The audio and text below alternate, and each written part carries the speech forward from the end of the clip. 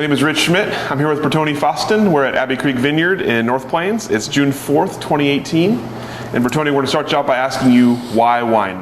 Why wine? Wow, there's I guess it's a long story, to get there. But I've streamlined it a bit. Mine is a story of part tragedy and part opportunity. Originally from New York City, parents are from Haiti, prior to that. Kind of lived that traditional immigrant life, parents come, have kids do better than parents, etc. But the bigger story is the legacy, of those families, which is kind of ironic. You don't have the conversations growing up, and now, as a grown up, as a grown man, I'm asking those, what was that defining moment that made them leave their homeland as adults? It had to be a very shitty situation, because you think about yourself. What would move you to be like, all right, that's it, we're packing up. Right. We're going to a country where we don't speak the language, don't have a high school degree, for a better life. So in 2007, so I've been here since '99, work hours, stuff. I was on my way to California, and it never happened. I got a job at OHSU. I was an anesthesia technician. That's kind of what got me from the East Coast to the West Coast. Ended up meeting my wife here, family, etc. But in 2007, my dad passed. And it was one of those moments of, reassessing your life, your happiness. I say tragedy evokes change, and it's up to us, what that change is going to be. But I quit my day job.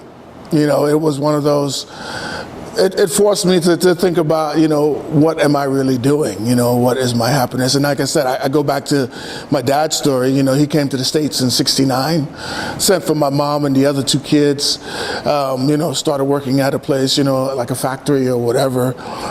But he needed to be successful in spite of. The white folks, they called them boat people, because he came over on the ship back in the day.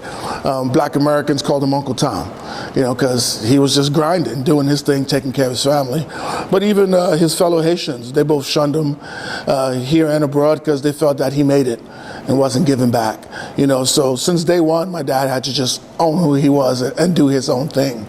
And that was where I was feeling maybe my life wasn't doing justice to that legacy, so that's why I quit my day job. The in-laws at the moment had about 5-ish acres of grapes that they planted in the West Hills of Portland, which is, there's no vineyards in the West Hills of Portland, but for farm deferral. In Oregon, you have any piece of property, you plant something in order to call it a farm to get some tax breaks. They had the southern exposure. A consultant from OSU said, plant grapes, and then that's what they did. Fruit was sold a few years, but no one ever did anything with it. That probably was about 15 years that the vineyard hadn't been in production, for anything. And I was looking around one day, and I said, you know what, I'm going to go ahead and make wine. I didn't even drink prior to it either. So the first part is the tragedy, dad passing. You just want to do something different and meaningful. And the second was the opportunity that, it was like, oh, there's a vineyard here. Why don't I go ahead and make wine? The way I was thinking is, worst case, I'll make raisins and shit, if it doesn't work out, kind of thing. So early on, and probably still now, there was no passion for wine. I think there's a lot of passionate broke winemakers out there.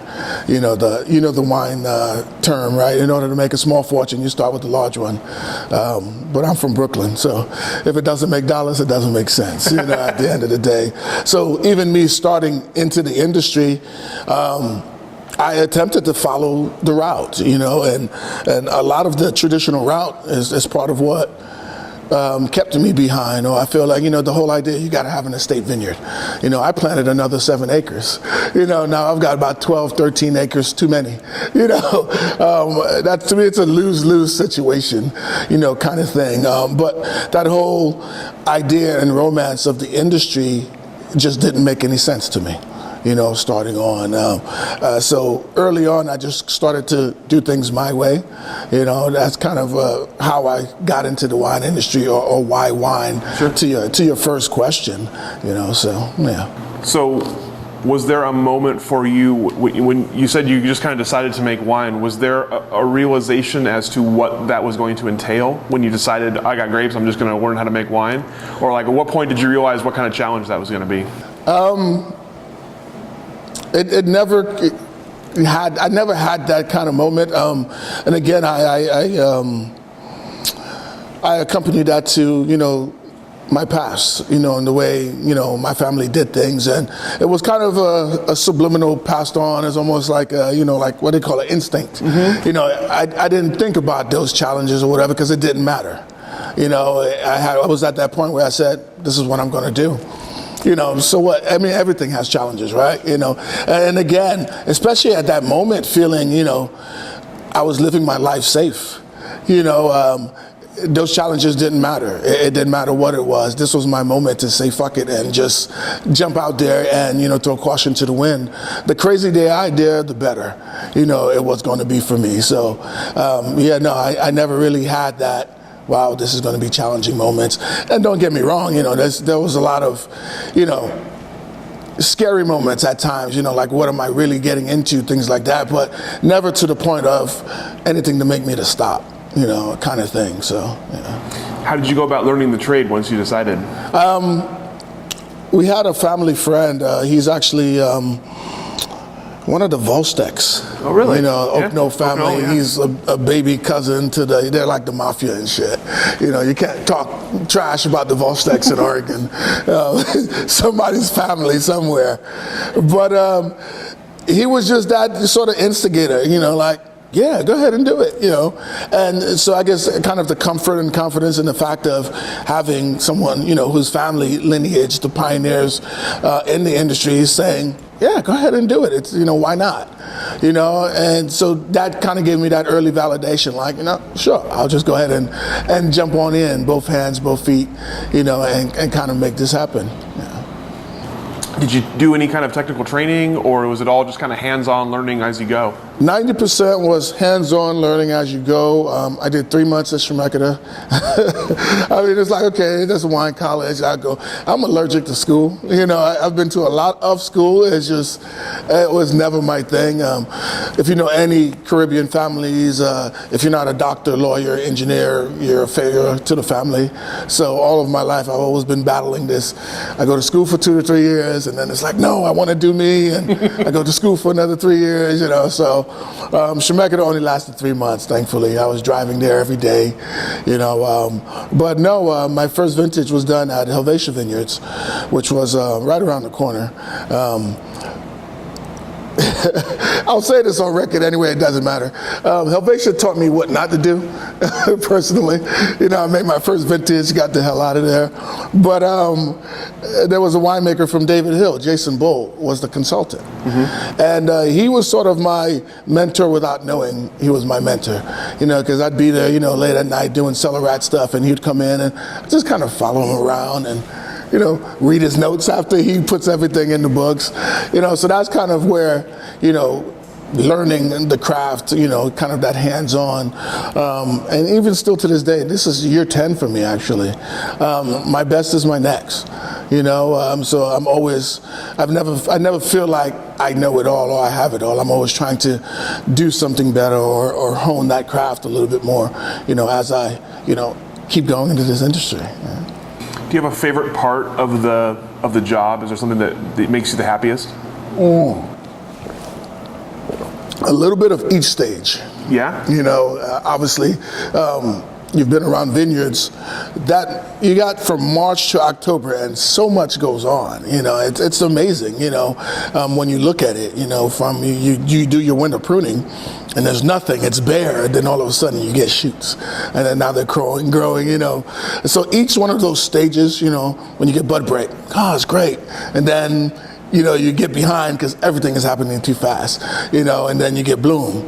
great. You know, those are those little stages where, okay, I didn't fuck it up. You know, it's like, okay, we're still going, you know, then Verasion and all of that, you know, it started happening. So a little bit of all of those. And same with harvest. I think the actual harvest crush period, everybody is kind of in that same, you know, space, regardless of how big, small you are. We're all at that same moment equal, you know, for instance, you know, so that's kind of a great feeling for the first couple of days, and then you're like, how long are we still going, you know, kind of things.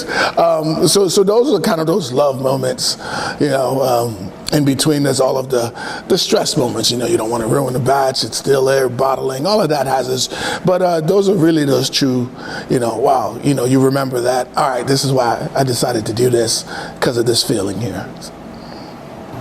What were some of the, we talked about challenges a little bit earlier. You decided to start a winery. You say you're in year 10 now. So finding a space, getting all the equipment, learning, you know, what were some of the challenges you saw there, and like when did you feel like you had it kind of down? Well, the first challenge was, you know, I've got 50 acres over on Germantown Road, and, you know, we've been growing 5 to 6 acres since '81. You know, I planted some more vineyard, you know, back in 2010, another 7 acres, but we couldn't make wine on site.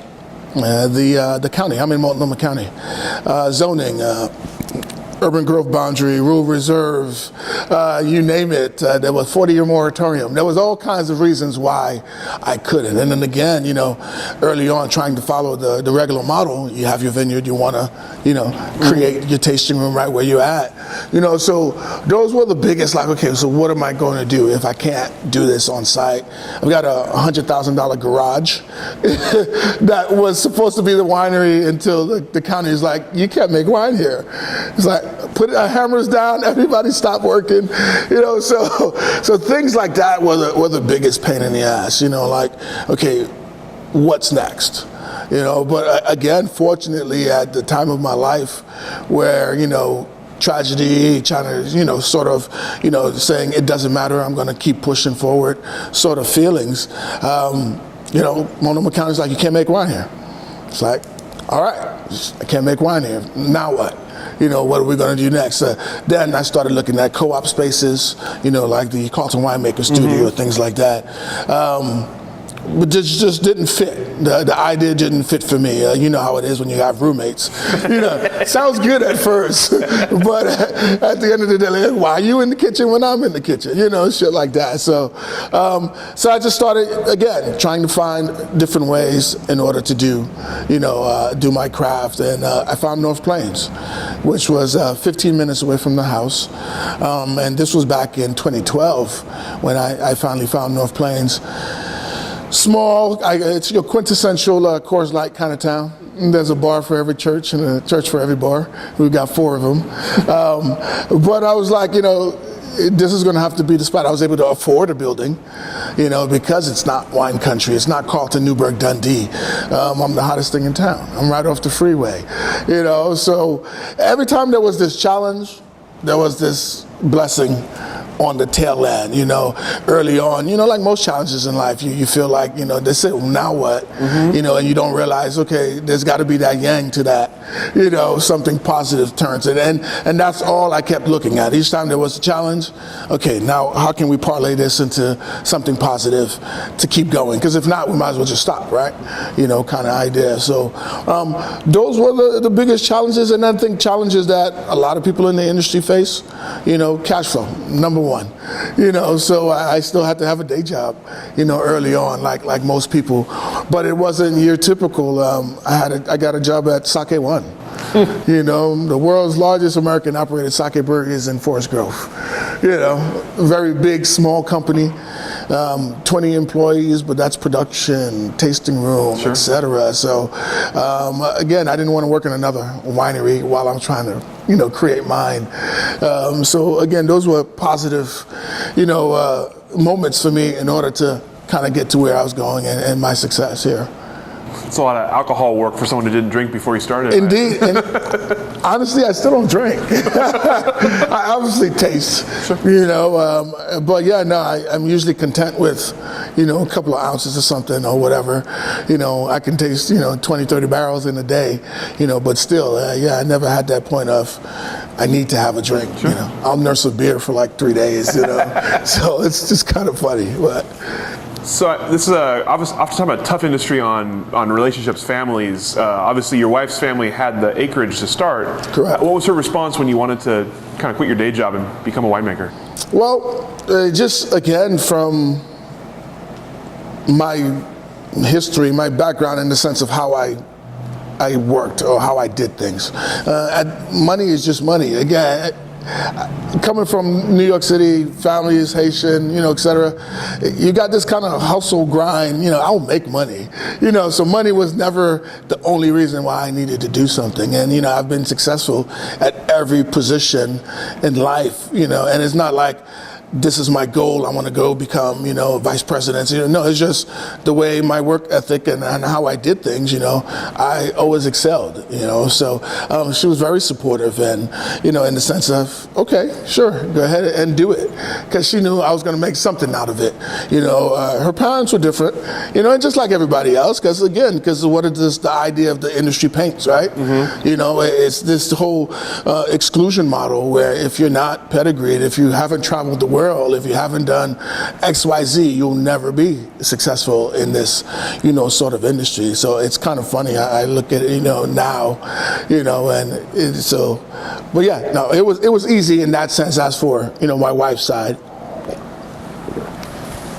So you kind of the support. So you kind of appear off the beaten path a little bit. So how did you go making a name for yourself in the industry, being in North Plains?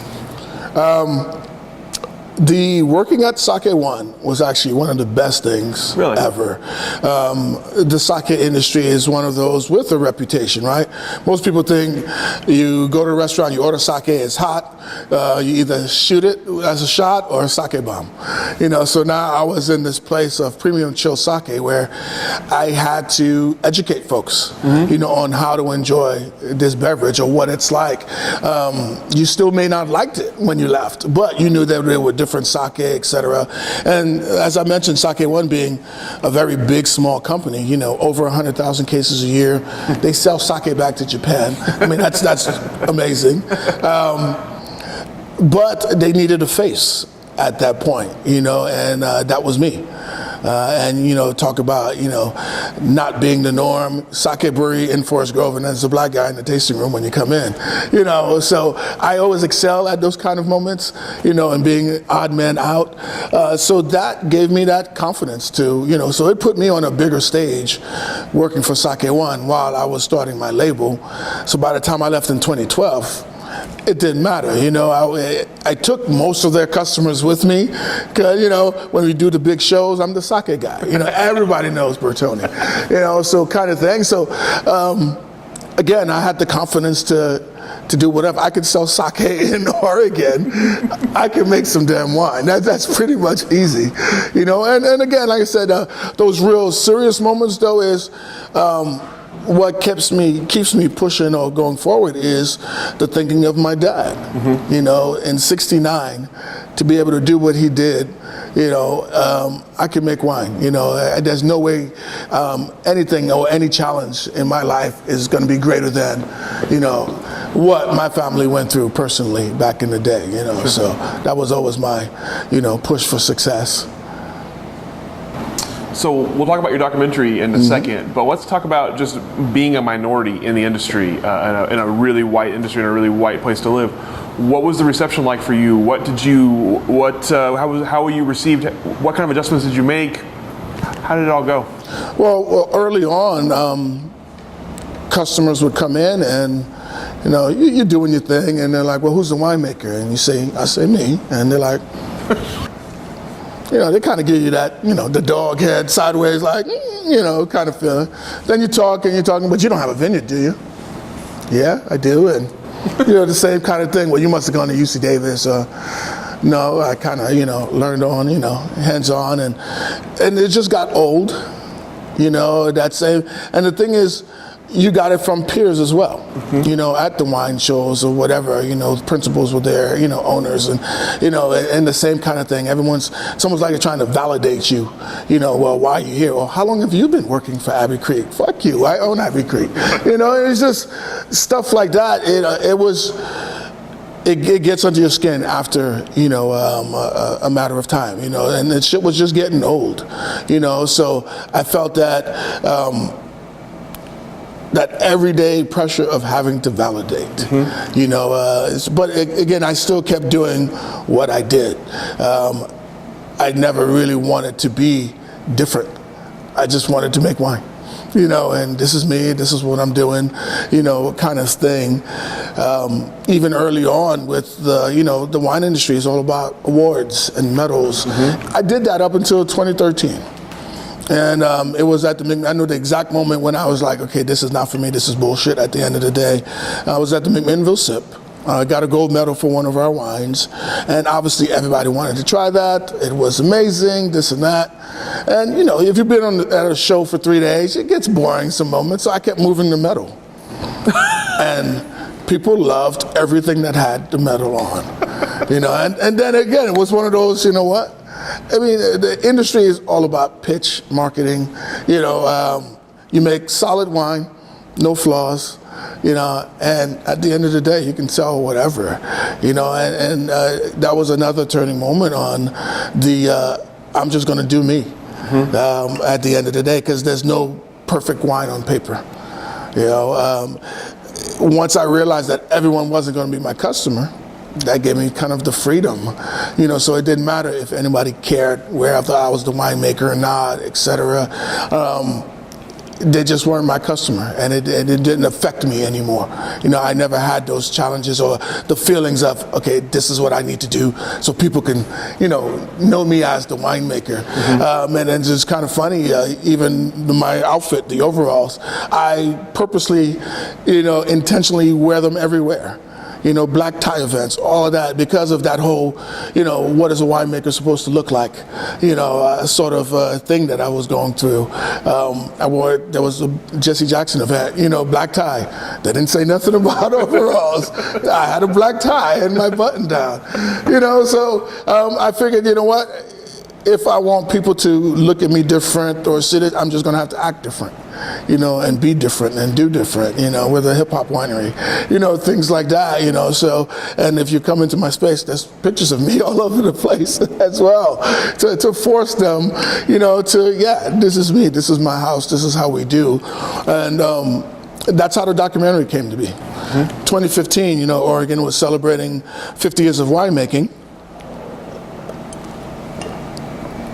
And all of the press, emails, Facebook, whatever coming out was, all about the pioneers. I think it was David Dye-Nolette on the cover and all of that, which is all amazing and great. We need to know our past and history. But one of my issues with the wine industry is that's where we stay and get stuck on. No one was talking about the future. No one was looking at the future. And for me, now this is 7 years for me in the industry. I'm still open, and we're doing okay. But that day I was like, you know what? I'm going to go ahead and create my own documentary to share my story, since no one else was going to do it for me. There's something about being in the vineyard and doing mundane, sort of tasks. That's where all my creative, stuff comes from. You look up at the row, you're like, all right, I'm not going to be done with this ever. You see all of the extra rows behind. But I was out there and I was like, I'm gonna go ahead and just make my own documentary. Yeah, easy. Same thing. Like I said, I'm gonna just make wine in 2007. But that's kind of what, the whole culmination of people judging and trying to validate, and then the history, the anniversary, all of those things were, those kind of challenges in the sense of, or things that made me feel like, the reception of me in the industry. So I'm a strong believer of, being the change that I want to see. No one's going to do it for me, so why not go ahead and just create that and make it happen. So what was the next step after you decided to do it? So I was like, okay, now I need to check in with few key people to talk me out of this. It sounded good on paper, you know. You in the sun, you're delirious, it's hot. I'm gonna make a movie, you know. First call was to Dewey Weddington, who was I knew him previously from Sake One. He was VP of marketing. He was, you know, deep in the wine arena, worked at Cooper Mountain, all of that. And we have become, you know, close friends. And I was like, hey, Dewey, this is what I'm thinking. And he was like, great, I'm on board. Like, shit, you know. And it just kept happening, you know, each person. And so then it came, you know, I don't know nothing about making movies, you know, what am I going to do? But my director, Jerry Bell Jr., I had met him, you know, through some mutual customers at Sake One. I knew he was an actor. I think I just saw him on an Allstate commercial. You know, so I was like, all right, let me call his brother up, you know, to at least he can put me in the right direction. Unbeknownst to me, he was an engineer at Intel, you know, and had left Intel 2 years prior to pursue his career in acting and directing and movie making, you know. So we created a production company. And that was kind of the, you know, little boy band that we created in order to let's make this movie kind of happen. And again, like I said, all of these things sort of just happen. They fall into place, you know, and I was like, okay, I got to do this as a director, let him do that, you know. And then I just had a team of folks, photographers and things like that, who once they caught on, they just wanted to be a part of this, you know. So, I mean, from me just, you know, making my own movie, my passion project, it quickly turned into a movement, you know, once people kept catching wind and, you know, it took it to that level where it is now today, so. How did you go about recruiting other people to be actually in the movie? Well, early on, I mean, this was just going to be my story, you know. Right. Bertony Faustin, Oregon's first black winemaker. But again, more that hustle in me is like, all right, how can we make this bigger, you know, than just the black guy wine story, you know? And then I started thinking about minorities in the industry now. Who can I tap into? Heard about Jesus, you know, I think Jesus is actually the first Mexican winemaker out here doing this thing. So it was really all about hustle, you know, and just I call it the okie doke, you know, what looks better on paper at the end of the day, you know, me as a solo or me with a team. I've got more reach. I've got more, you know, more different avenues that we can tap into. So we brought on Jesus, and then I had met Jared through that whole side of things. I didn't know there was any other black folks working in the industry. You know, he came in here one day, just happenstance, and him a buddy, and he's like, oh yeah, no, I work in the cellar at Argyle. You know, I was like, all right, black guy number two. Right. And then I kept seeing things about Andre Mack, but never really could pin it. It's like, is he Willamette Valley? Is he not? You know, and then after doing some investigation, found Andre on Facebook. We linked up, you know, and his story, Andre lives in New York, but comes here every year, buys fruit, makes his wine at Union Wine Company, and then distributes all over. National distribution. I think 40 states, 13 countries. I can't name 5 countries off the top of my head, and he's in 13 of them.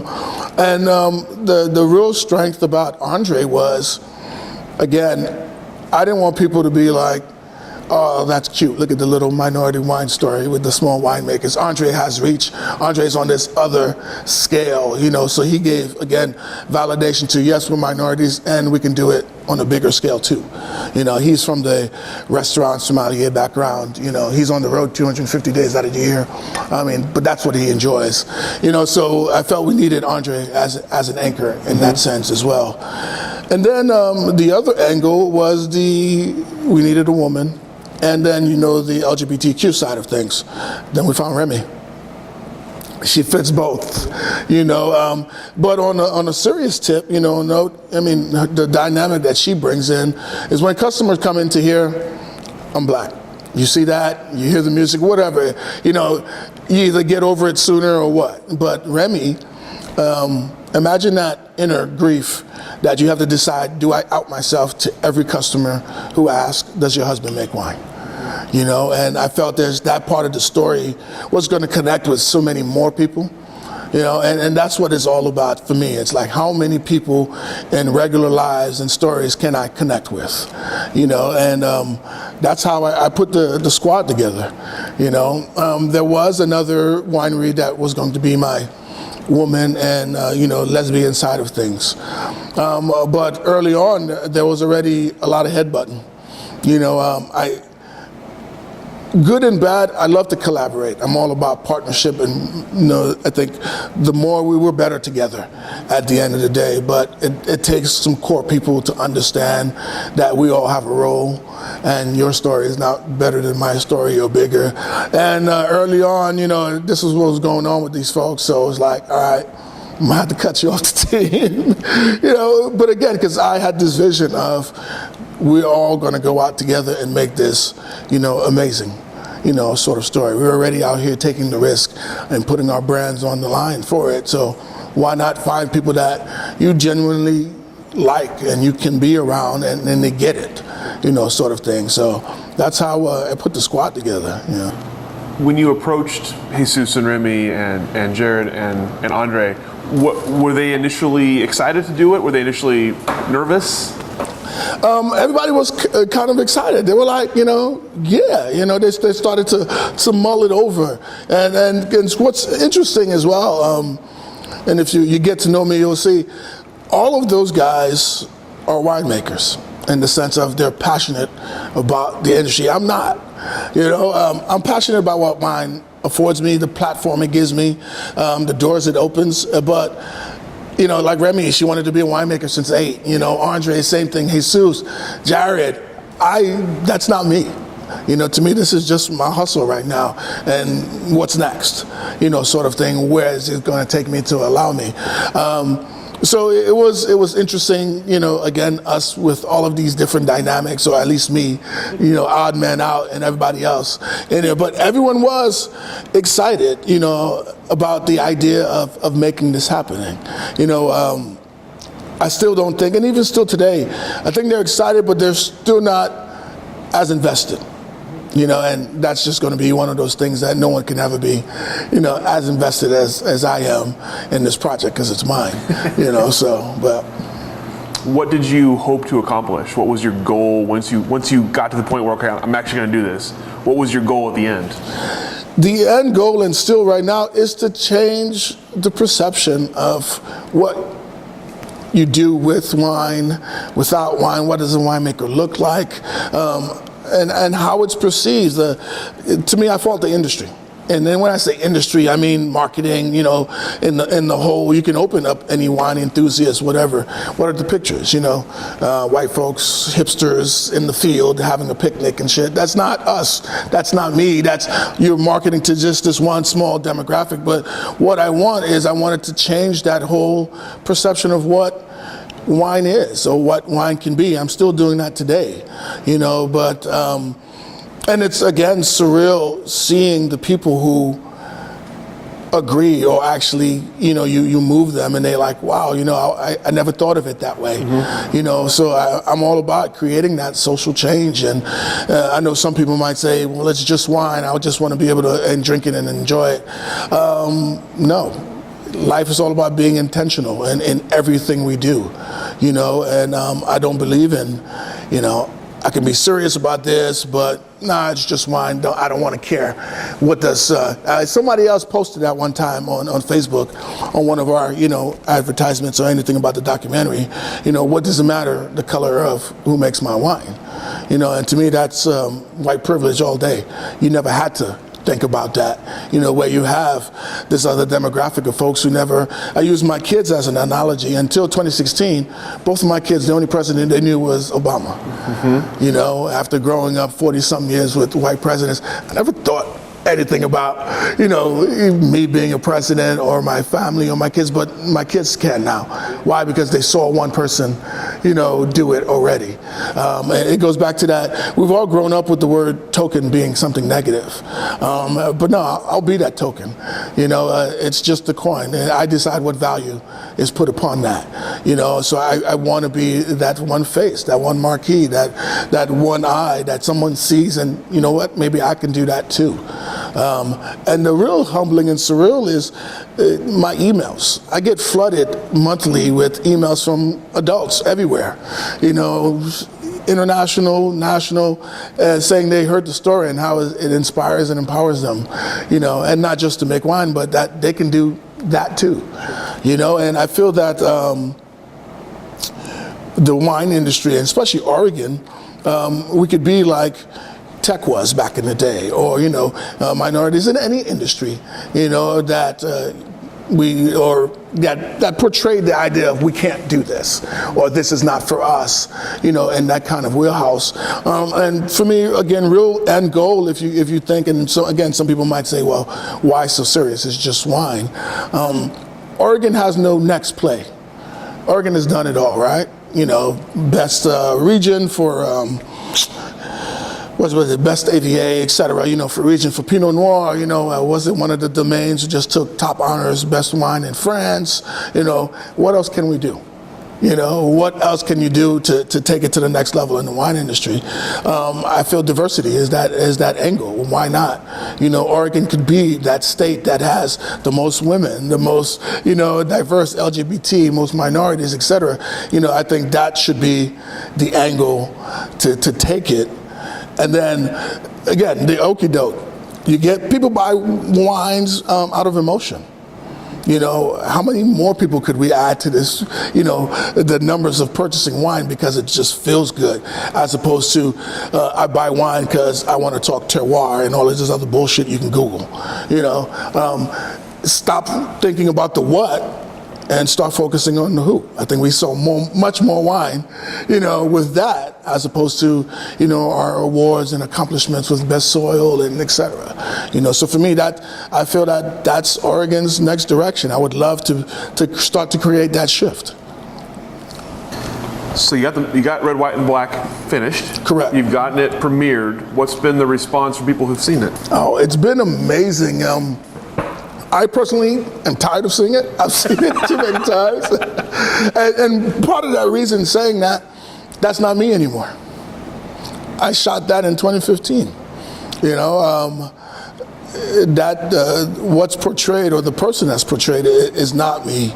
But everyone has been, arms wide open. Everyone has appreciated and seen it, and it makes you laugh at certain points. Again, it has all of those, components. Our first premiere public was at the Hollywood Theater, which was just fitting for it. It's got this anarchy sort of rebel feel to it. People were yelling at the screen and cheering at points. You wouldn't do that at Regal, but it was amazing to see. We sold out the theater, 320 seats, whatever. These are people who paid their own money to come see this film, man. The response was surreal, and we just did our second screening. Same thing, each time I'm like, okay, this is a movie again, and this is my part, and da da da da. But then I start looking at the people, and the head nodding, and the way they're, receiving it, and then the post, we always do a Q&A and all of that. It's been amazing. And then, and our most recent screening was in Lake Oswego, which, if you think about Oregon's history, when I came here in '99, they used to call it Lake No Negro. No one lived in Lake Oswego.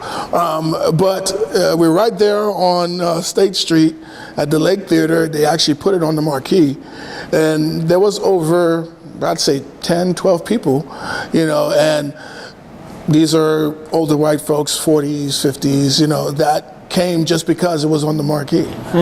So again, I feel like, to me, it's like, wow. Just the fact, Red, White, and Black, minority winemakers in Oregon, and that shifts people. It gives you kind of hope that the world ain't all fucked up, and there are people that care about change, and they care about being intentional about how they live their lives. And the broken side of me that's never content. It's a trip that this project that we did is creating all of this change. You know, like I said, it's still very surreal, you know, especially being in this moment, you know. But like since we decided to do the movie, I became a keynote speaker. You know, I travel nationally, and I was doing that for 3 years. I've been doing that for 3 years with a 1-30-second trailer. You know, so yeah, so you can imagine it's like, oh shit, it's done. You know, I'm like, I was living off the trailer. Like, it's coming, guys, coming soon. But now it's done. So this is my transition to taking it again to the next level. You know, so. So what is the next level? Do you have future plans for Red, White, and Black, or for the next project? So for Red, White, and Black, it was self-funded. I funded it myself, so I'm a control freak at heart. But I've got nobody pushing me for distribution. You know, so the idea is to independent theaters all through Oregon, other cities, you know, and trying to touch small groups of people, you know, one at a time. And, you know, festivals as well. Excuse me, any film festivals we can get to. And before we even decide to Netflix, Hulu, whoever, you know, wants to come at it.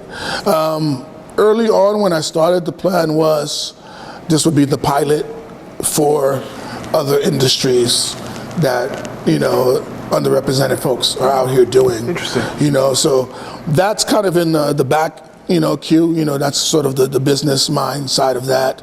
And for me, the next personal project is actually a book that I'm working on. Oh, right. It's called The Immigrant Hustle.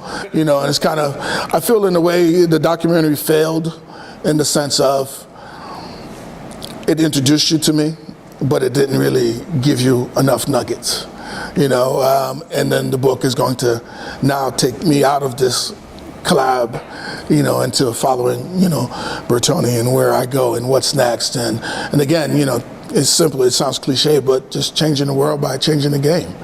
You know, I'm not a writer, but you know what? I'm gonna write a book. I'm gonna ride this wave, you know, and trying to show folks, you know, and what kind of example would I be for my kids if I didn't keep moving and keep going on? Like I said, it's part of that never content side of me, you know, the what's next is happening. What about the response from the Oregon wine industry to your movement, movie, everything? It's been interesting. Again, early on, and it's my own not, I guess, connecting enough with I just felt the industry didn't care. Until I did a fireside chat with Deb Hatcher from A to Z. Oh, yeah? You know, when I got asked about it, it's like, the hell am I going to be talking to A to Z about? They're the largest, I'm the coolest. You know, what are we going to be talking about at this fireside chat?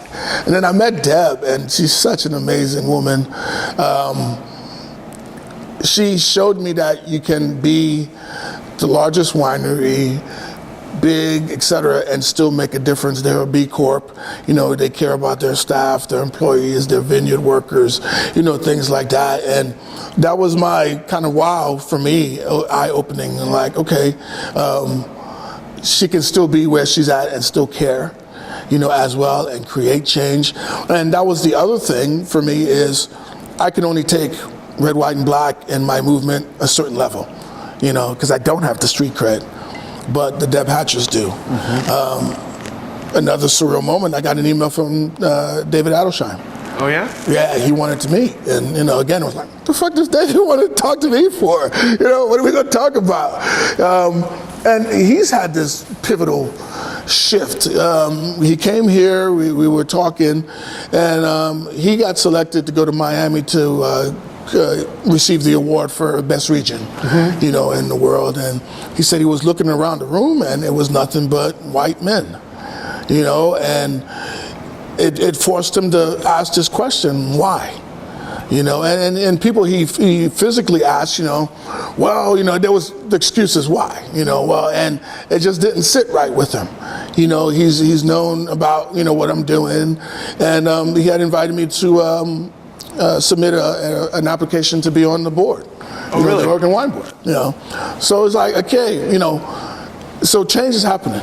People are seeing what you're doing, you know, and for me now, this is my next direction to focus on in order to take red, white, and black to this next level, so that, and Deb Hatcher, David Adelsheim, two, large names in the industry, the ones that matter, are wanting to see this change and create some stuff. So I've got new confidence in, the Oregon industry, and obviously there's a lot of, I think, of my peers who just don't care, and that's all right. Those are not the ones I'm trying to change, and I don't need their assistance either, but the Deb Hatchers, the David Adelsheims, and I'm sure a few others are the ones that matter.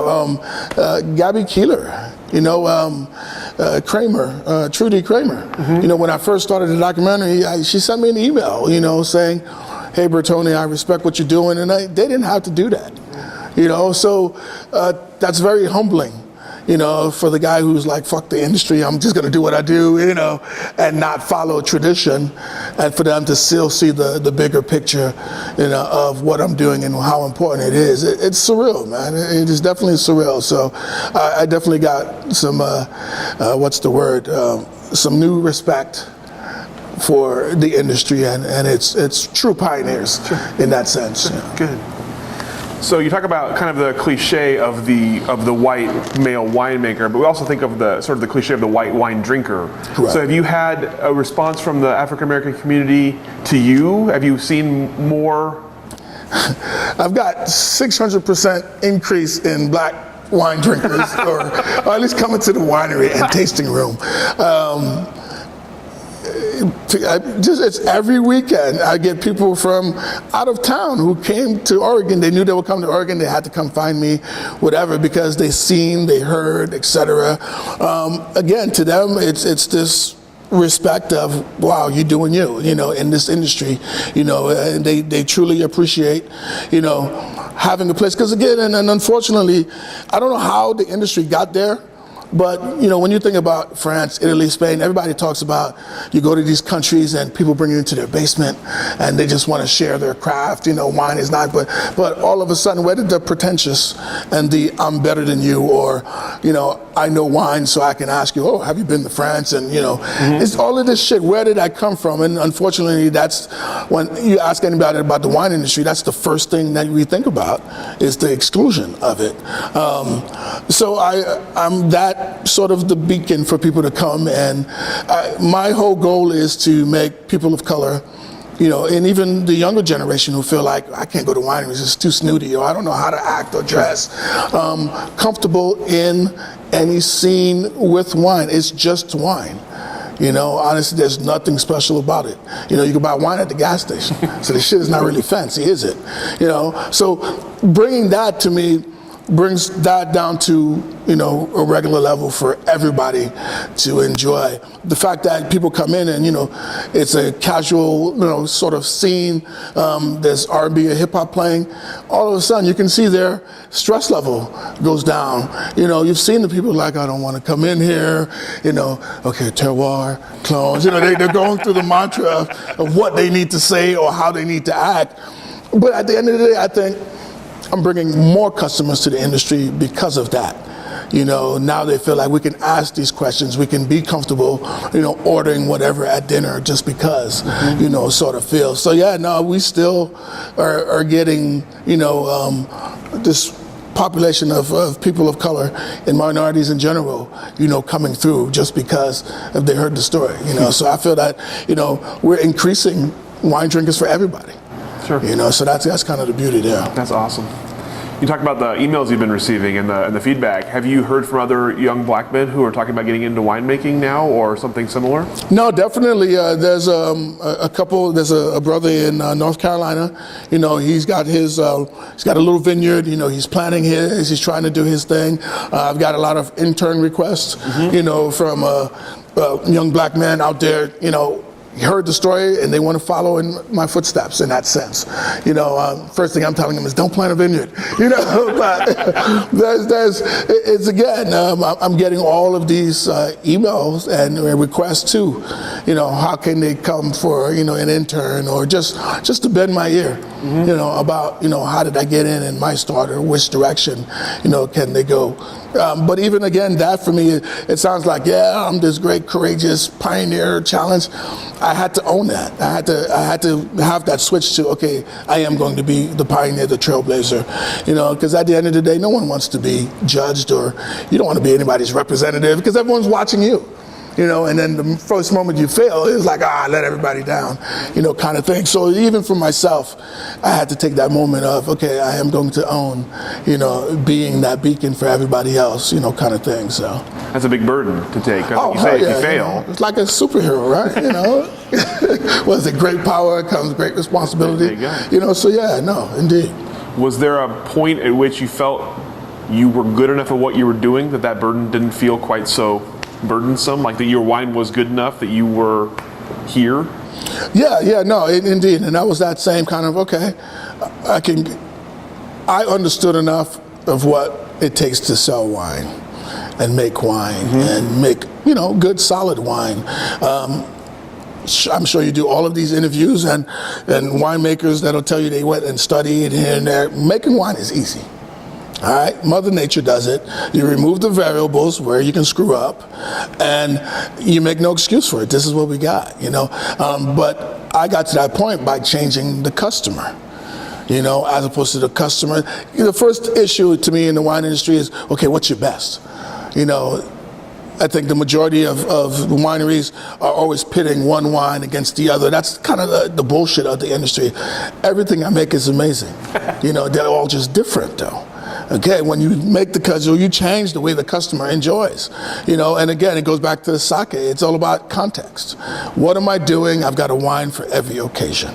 Now, all of a sudden, it allows you to enjoy more, as opposed to getting stuck on this, I like this, or I don't like that, So for me, I'm at that position to change the way people drink wine, think about wine, and things like that. In that same sense, it took the burden off of having to make this perfect wine. There's no such thing.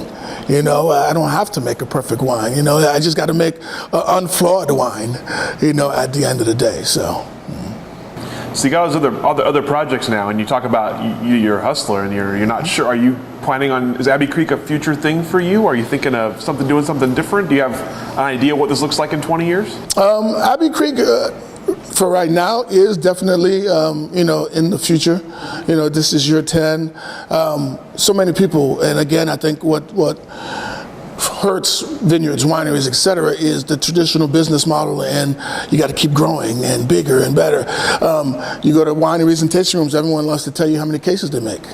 No one tells you how many cases they sell. All right, I make 1,200 cases, I sell 1,200 cases, direct to customer, no middleman.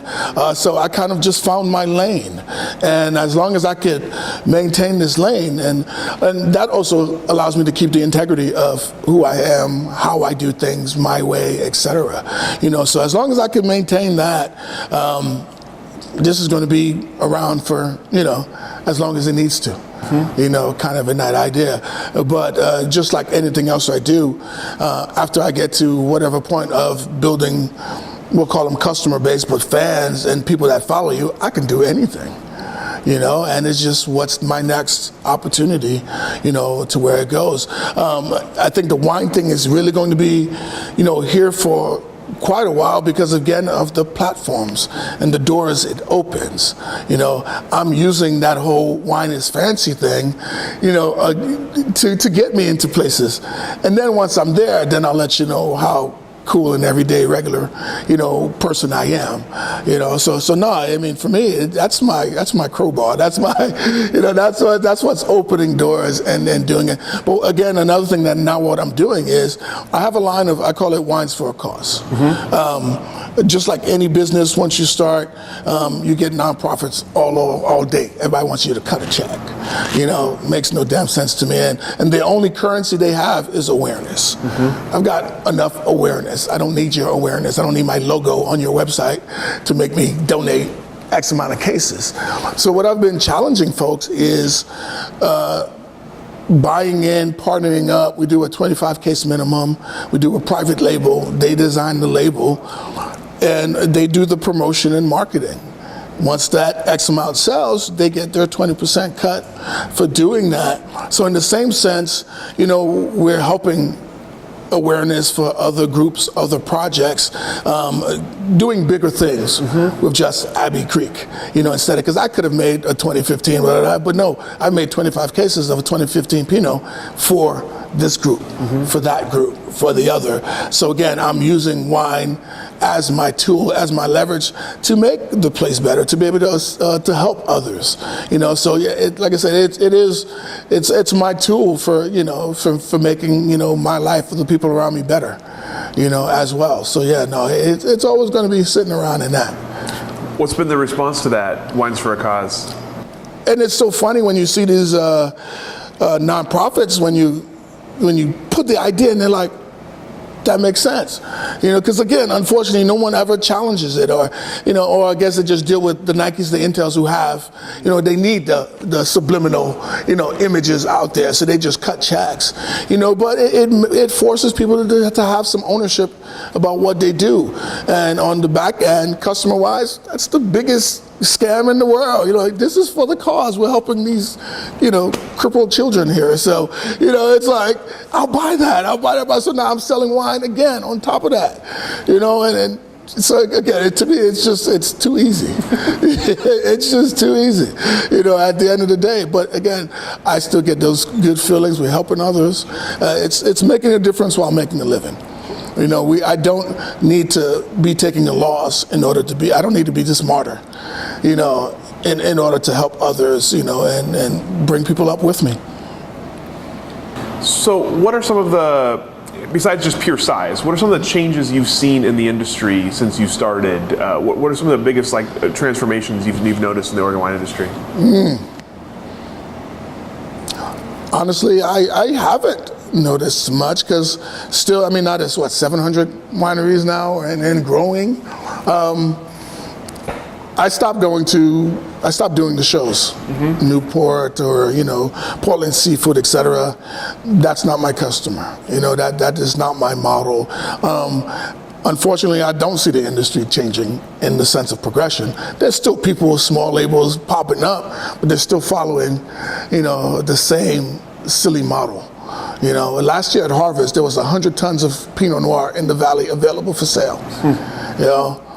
Because what did they do back in the day? Buy this property, plant the grapes. You needed that estate on your bottle. But no, and everyone is celebrating vineyards now. Knutsons and these and that, and so why are people still putting themselves in the hole because of this passion? I love wine, so I'm gonna go be broke like everybody else, loving wine. So I think the industry is stagnant.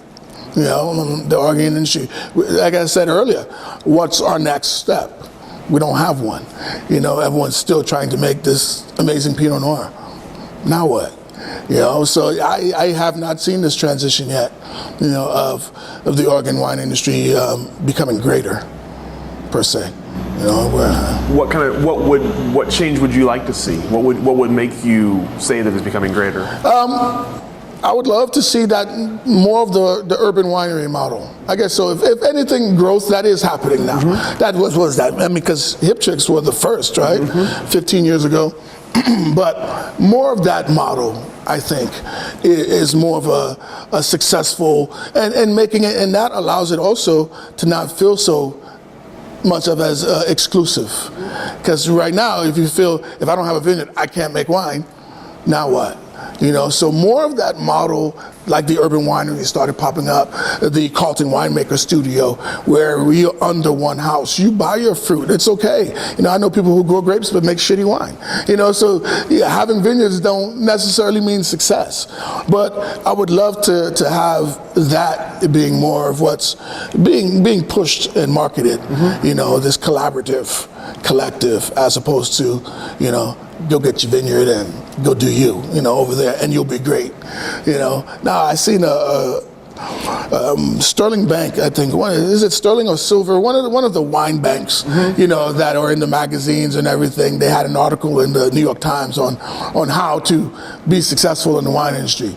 First you go get a loan from them, and then you shop for property, and then you get your fabled winemaker from France or wherever, and you're into all these shows, you get medals, and then in 10 years you can make $100 wine, and that's where the success comes from. That's just so broken, so I think in that same extent, it's shooting itself in the foot, What advice would you give someone who wanted to join the industry today? First of all, just like anything, you kind of flesh out the why. What part, do you want in there? But again, my biggest issue is the model. People either get vineyards, buy grapes, have this idea of, okay, this is how many more cases I want to make, and then they try to get a winery or a tasting room to sell it. Go to another winery. Go to your winery, your favorite winery. Get to know the winemaker or the owners, etc., and buy a barrel. Buy 2 barrels, custom label. Start that route, get your street cred first, get your demand. Let your demand drive how you grow. You go from buying 1 barrel, 2 barrel of bulk, then you go buy, I want a ton of grapes. I want 2 tons of your grapes. Start building it in as if you truly want to be successful and love wine and do all of that. That would be my sort of roadmap, into getting into the industry. Don't let the passion blind you, because at the end of the day, you'll be sitting at home at night stressing because you're broke and you're arguing with your family because you can't make it in this bullshit industry, and then that passion, you lose it, And my other advice is just be you, do you, own who you are, because ultimately that's what customers come back for, There's amazing wine everywhere, and you can't think that's what's going to get customers, What about do you have a specific advice for someone who identified as a minority? Would there be something different you'd tell them about getting into the industry? The same sort of roadmap, but definitely embrace whatever it is that makes you that minority. Again, I think we've shied away from being proud. Everyone wants to be colorblind as opposed to color brave, because everyone tells you, I don't see color, and yeah, you do. It's obvious. You're full shit if you tell me you don't notice someone in minority status. That's not. But embrace who you are, what you are. Because again, that's what allows people to come in and connect. And to you, people know I am Haitian American. We serve plantains from my palate cleanser because every time a customer comes in, oh, plantains? Why? My family's from Haiti, and I infuse that, into my brand, and this is what I do, So for me, it's embrace whatever part that makes you a minority, So. That's all the questions that I have for you. Is there anything I should have asked you? Anything else you want to mention? No. I'm kind of all over the place and here, there, everywhere. But no, I think that the main gist, we've got it covered. So perfect. Yeah. Well, thank you so much. Oh, my pleasure. Always a pleasure to talk to you. No, it is great.